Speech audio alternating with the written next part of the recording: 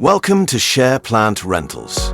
In this tutorial, we will be demonstrating how to create your equipment buyer profile and configure your account settings. To begin, select the Login/Sign Up button in the top right corner and select Sign Up. Choose the Sign Up as Buyer option.